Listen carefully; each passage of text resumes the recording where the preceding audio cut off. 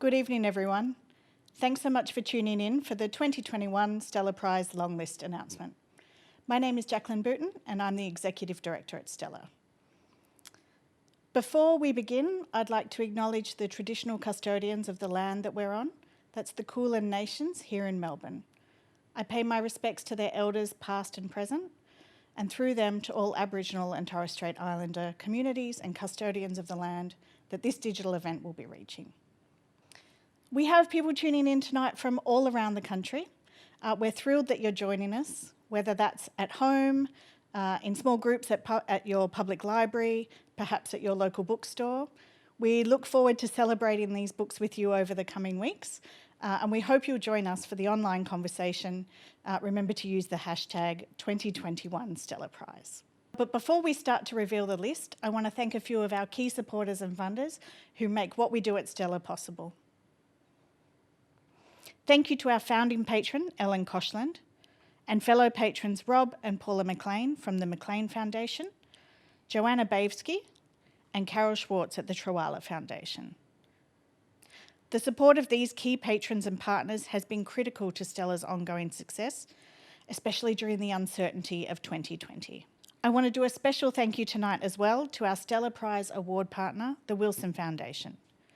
It's due to their generous support that the winner of the 2021 Stella Prize will receive $50,000 in prize money. Further thanks also to the Copyright Agency, whose support ensures that tonight's long listees are each awarded $1,000. So let's get to the list. This evening, I'm joined by author and chair of the 2021 judging panel, Zoya Patel. Thanks so much for being with us. Thank you so much for having me. I can't think of anyone else I would rather ask about the process of reading all of these books than someone who's been so deep in it. How's the process been? Yeah, well, it was definitely a really interesting one, and I had the pleasure of being joined by 4 other readers on the judging panel. Playwright, author, and Black and Bright First Nations Literary Festival director, Jane Harrison. Triple R radio producer, presenter, and literary critic, Elizabeth McCarthy. Production editor of the Saturday paper, Ian C., and Deputy Program Director at Edinburgh Book Festival, Tamara Zimmett. As a group, we had over 160 books to read, all books that have been published during 2020, and it is a mammoth task to try and whittle that down to just 12 on a long list. I think it's safe to say that there were many more than 12 amazing books, but what is fantastic is that we've been able to get to a long list of 12 books that really encapsulate the calibre and the outstanding literary merit of emerging and established talent in Australia's literary sector. And can you tell us a bit about what stood out for you as judges? Yeah, I mean, I think it's fair to say that it was a really weird year to be judging a literary prize. We often turn to art when it comes to big global events to help us make sense of the world, and it was a bit of a big ask of literature because, as you would know, books are written years before they're published. So it was odd, but still gratifying to find that so many of the books that we read were still covering these big global themes. So we read a lot about, displacement, about climate change, pandemics even, of a very different variety. So there were a lot of big issues and topics covered, but I think the thing that really stood out was just the quality of the actual writing and the diversity of style and tone and structure that we got to read. So it was very exciting. I think there's a lot of innovation that we saw. Shall we start revealing the books? Yes, definitely. Can't wait. Great.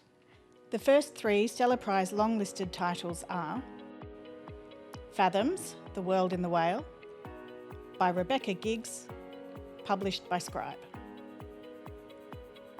Revenge, Murder in 3 Parts, by S.L. Lim, published by Transit Lounge. And The Animals in That Country, by Laura Jean McKay, published by Scribe. Congratulations, Rebecca, S.L. and Laura. Rebecca Giggs's narrative work, Fathoms, The World in the Whale, has been described as an exquisite blend of natural history, philosophy, and science. What intrigued me about this book is how Rebecca asks herself and the reader the question, like, what does it mean to write about nature during an ecological crisis? What drew the judges to this book? I think that summary really captures the complexity of this book. but it's also very eloquent and accessible. So I think what really drew us to it was how the way Rebecca writes about nature reminds us of that universality of human experience with nature. And it felt particularly poignant in the context of not just the climate crisis, but also living in the pandemic and how important nature became to all of us as we kind of weathered this storm together. So I think it's a book that tells us a lot about whales, but also tells us a lot about ourselves as humans. Let's hear a bit from Rebecca now. Some years ago now, I helped out at a whale beaching in Perth. This huge humpback whale had stranded and a large crowd had been drawn down to see it. I got talking to people on the beach that day and learnt that everybody had very different explanations for why they understood whales might come on to land in this way. Some people said that the whale must have eaten some plastic. Others thought that it might have been pursued by predators like sharks. One person even told me that they thought that whale beachings were in some way connected to falling stars. So really this was the point of instigation for the book. I was interested in the way in which we account for the wondrous appearance of an animal like a whale and its suffering in our world. And more than that, I wanted to understand how those stories reflected the ways in which we're metabolizing the science of our changing oceans. So Fathoms is a book with a scientific heart, but it's also about the overawing experience of coming eye to eye with a whale and trying to comprehend environmental change on the scale that it's taking place today. Let's talk about S.L. Lim's novel Revenge, a psychological thriller reflecting on what it is that can drive women to seek retribution. It's a real page turner and has a shocking end. So without giving too much away, Zoya, can you tell us a bit about this book? Yeah, absolutely. This is one of those books that kind of lures you in under the guise of one thing and then suddenly changes into something else entirely. So it is absolutely gripping. It's a real character study.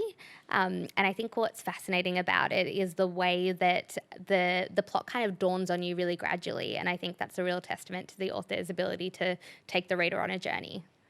Yeah, fantastic. Let's hear from S.L. Lim. I was inspired to write Revenge by the idea of a person who refuses to scale their desires to their circumstances.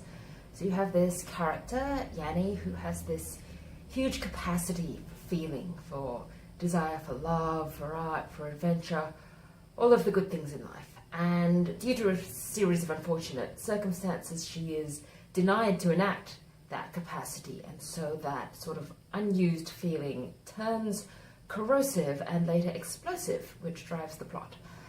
My first novel, Real Differences, was also quite kind of analytic and removed in tone, so I wanted to write a novel which was a little bit more id. But also, honestly, why would you listen to me about my motivations? I am not necessarily a reliable narrator about this. Laura Jean McKay's debut novel, The Animals in That Country. It imagines a zoo flu sweeping across the nation and giving those infected the ability to understand animals. It's a pandemic novel published during a pandemic. What struck the judges about this book? Aside from the fortuitousness of that timing, I think that this book really encapsulates all three of the Stella Prize's criteria of being excellent, engaging, and original, but both in the form and the actual writing as it is in ideas. I think the author is really uncovering an original and exciting idea about the way that humans can interact with animals, and this comes through in a book that is pacey and original and absolutely a standout. I couldn't agree more. Let's hear from Laura Jean McKay now. I wrote this book because I wanted to be in a world where we could finally communicate with other animals, and I wanted to share that world with others. Of course, the ability to understand other species isn't going to be easy. The main characters, Jean and Sue, certainly find it hard, but I didn't write to be easy. I wrote this book to ask questions and hopefully open some doors. What would happen if we could finally understand what animals were saying? What questions would we ask? What would they say back? Would our relationship with them shift? Would things be better or worse? Do we need to change? And we're off to an incredible start. So the next 3 titles are Witness by Louise Milligan, published by Hachette Australia.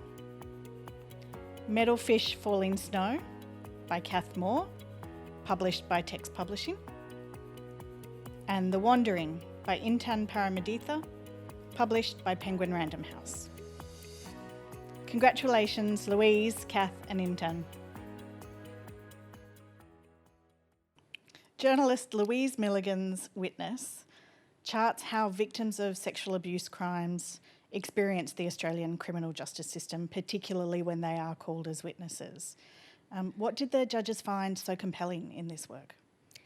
I think it's become clear over the past few years that women writers in Australia, especially female journalists, have been really the ones breaking ground on these really incredible pieces of investigation that look at uncovering the ways that our systems are failing us. And this is another book that does that with an incisiveness and a clarity, but also a compassion to the subjects that, you know, we just could not walk past. And I think it's a real testament to the years of work that Louise Milligan has put into this particular investigation. Yeah, fantastic. Let's hear from Louise now. I'm Louise Milligan and I'm the author of Witness, an investigation into the brutal cost of seeking justice. I decided to write Witness after I myself was a witness in one of the biggest cases of the decade of Catholic Cardinal George Pell. It was, I would argue, an unnecessarily bruising experience. And afterwards, I just kept thinking about all of the people who come before the courts who are far more vulnerable than me to complain about a sexual crime, probably one of the worst experiences of their lives. And I just thought it takes a mountain of courage to do this, and we have to do better by them. I want lawyers to read Witness. I want policymakers to read Witness, and ordinary members of the public who haven't experienced this system to read Witness, because we have to make change. Kath Moore's debut novel for young adults, Meadowfish Falling Snow. It's been described as a beautiful and touching story about grief and identity for a girl who has a unique and magical view of the world. How might a teenage Zoya Patel have responded to this book? I think a teenage Zoya Patel would have loved this book, partly because I lived very much in a world of my own imagination, as the protagonist of this gorgeous young adult book does as well. And I think that's one of the things that really captured our attention as judges, was the way that Kath Moore writes this world for us that takes us into the story in a really tangible, physical sense, but also really takes us into the mind of her protagonist. It's so wonderful. This is one I can't wait to read myself. Let's hear a little bit from Kath now. I was inspired to write this story because I think while my experience of growing up with mixed heritage is actually pretty common, I personally never read a story about what makes it both painful and beautiful, especially when you're a teenager.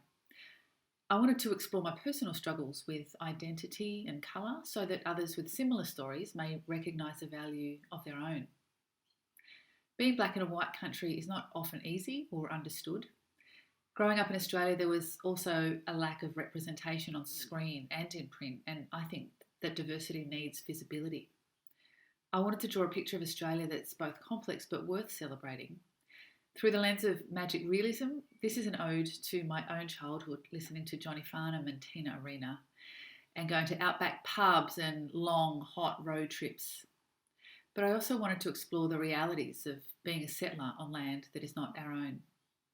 So I hope that this book is a contribution to the changing face of Australian storytelling that challenges and celebrates what it is to be Australian. Intan Paramaditha's book, The Wandering, is a choose-your-own adventure story for adults, and it transports readers around the world.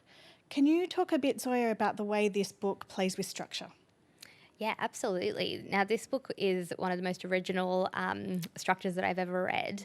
And I really love the way that Intan uses the choose your own adventure, I guess, motif throughout the book to give us a sense of agency as a reader, but also to kind of unmask the way that life follows different paths based around choices that we make and that are presented to us. She also really draws in a lot of folklore and fables, and there's a much deeper, broader narrative to the book, which, when you think about how complex the structure is, it's really quite a feat. Let's hear from Intan. I decided to write this book because I had many questions around travel. What does it mean to travel? What does it mean to cross boundaries? What does it mean to be displaced? And for centuries, Western stories dominate narratives about travel. And I wanted to tell a story that reflects on the politics of travel from the perspective of a woman of color from the global South. The next 3 long-listed titles are Stone Sky Gold Mountain by Mirandi Riwo, published by University of Queensland Press. Blueberries by Eleanor Savage, published by Text Publishing. And Song of the Crocodile by Nadi Simpson, published by Hachette Australia. Congratulations, Mirandi, Eleanor and Nadi. So Mirandi Riwo's novel Stone Sky Gold Mountain. It's set during the Australian Gold Rush era, and it's been described as a heartbreaking and universal story about the exiled and displaced. How did you and the judges react to this book? I always love to see Australian history covered from a different perspective. And this book is beautifully wrought across a few different perspectives. We get to see what it would be like to be a woman during the gold rush, what it would be like to be a Chinese woman during the gold rush, and also the way that those different communities were kind of forced to interact in this melting pot of culture. So I think there's a lot about this book that will surprise readers, but I'm also certain that it will captivate them. Well, let's hear a bit from Mirandi about what interested her in writing about this period of time. My father's Chinese, so I'm interested in writing about Asian characters or cross-cultural relationships here in Australia. I was interested in writing about the earlier Chinese inhabitants of Australia, which led me to the Gold Rush period. But instead of writing about, this big group of Chinese who came here, I wanted to hone in on a couple of individuals, which gave me my characters who are the siblings. I wanted to sort of look into their personal histories and why they came here, what they experienced when they were here, and also how maybe some things haven't changed that much over the years. Eleanor Savage's debut collection, Blueberries, blends personal essays, polemic, prose poetry, and true crime journalism. It's quite a mix. So how do all of these forms come together in this book? This is a truly extraordinary collection, particularly for a debut author. And the thing that really struck us when we were reading this book was how effectively and cohesively the collection does come together. This is a book that pushes a lot of boundaries when it comes to structure and form, but in a way that I think is just highly original and definitely one that's likely to stay with you. We have a little bit of footage now from Eleanor about her motivations for writing this book. Blueberries is a book about trying to make sense of the endless fragmentations of contemporary life.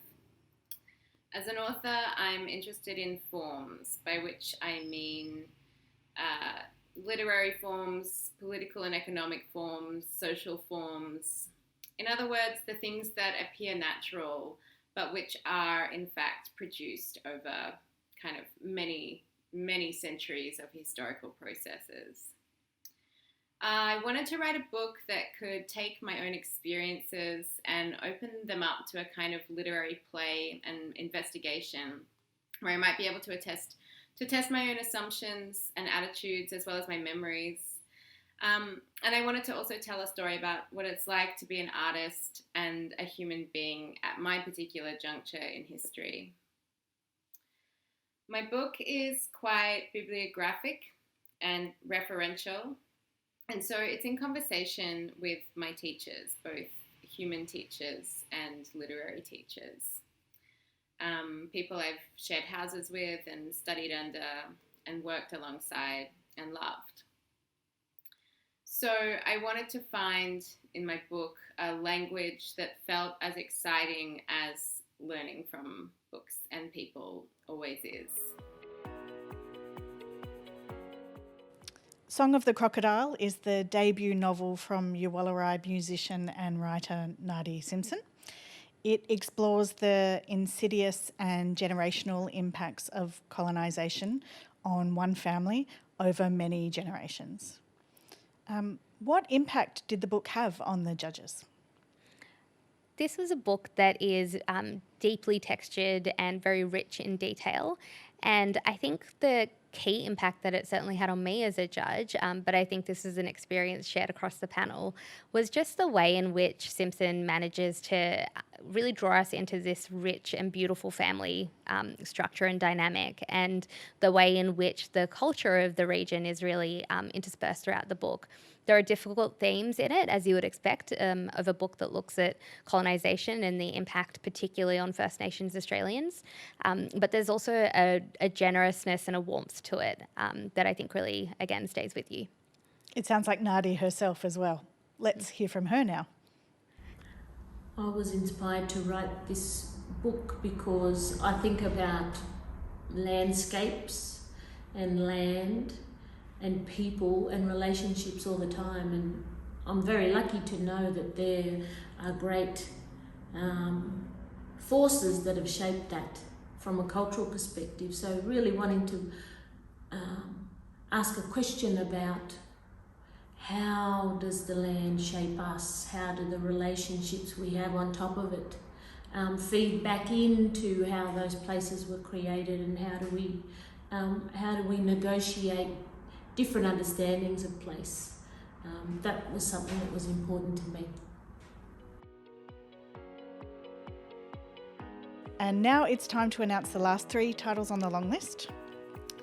Smart Ovens for Lonely People by Elizabeth Tan, published by Brio Books. A Lonely Girl is a Dangerous Thing by Jessie Tu, published by Allen and Unwin. And The Bass Rock by Evie Wild, published by Penguin Random House. Congratulations to Elizabeth, Jessie and Evie.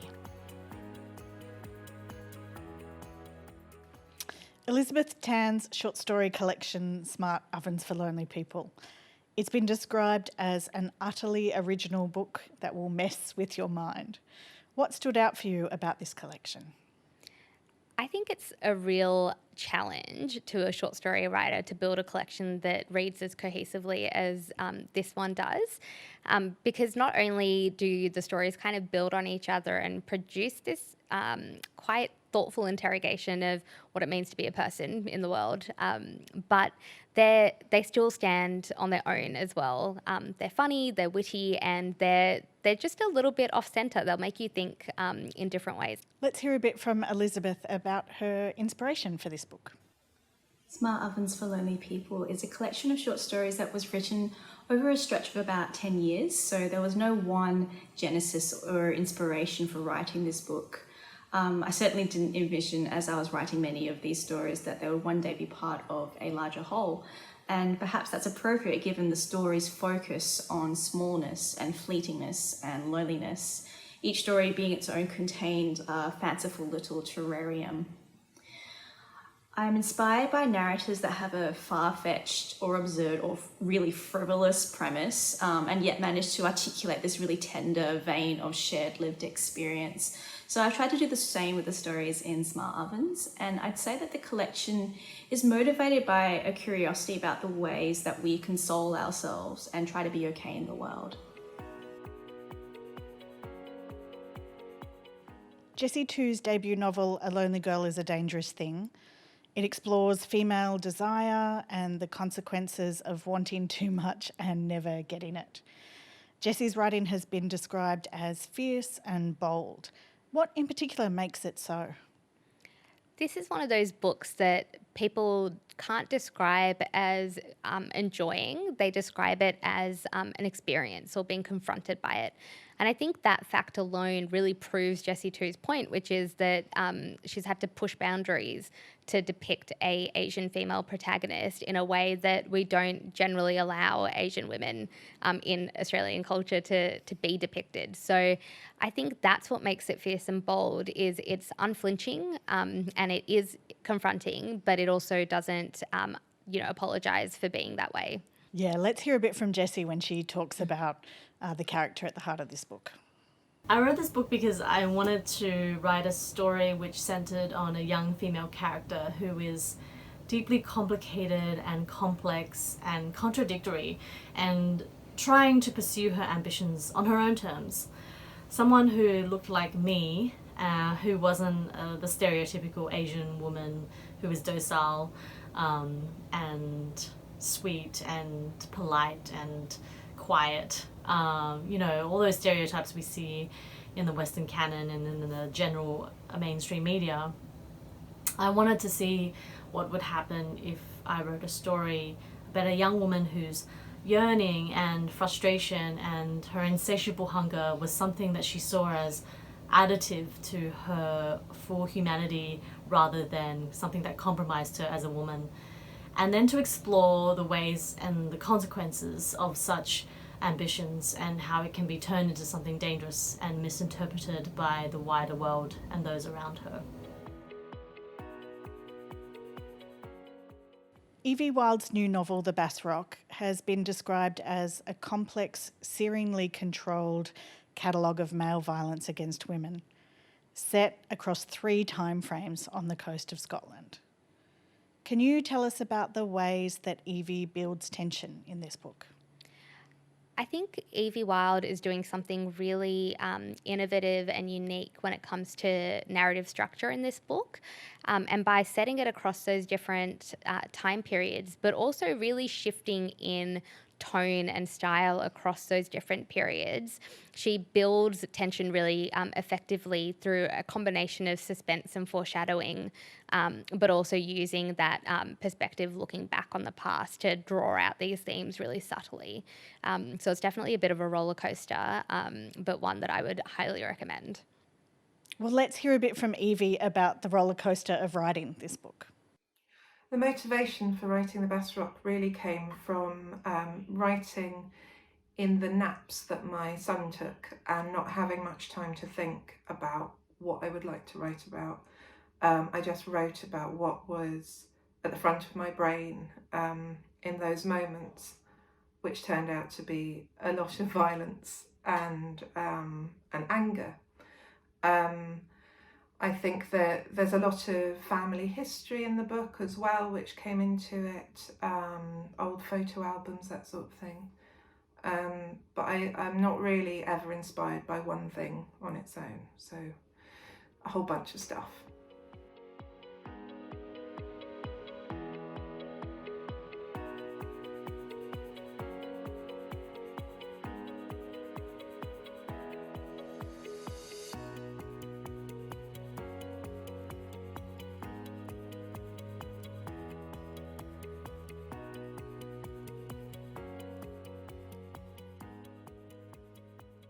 Thank you so much to you and all of the judges for your work.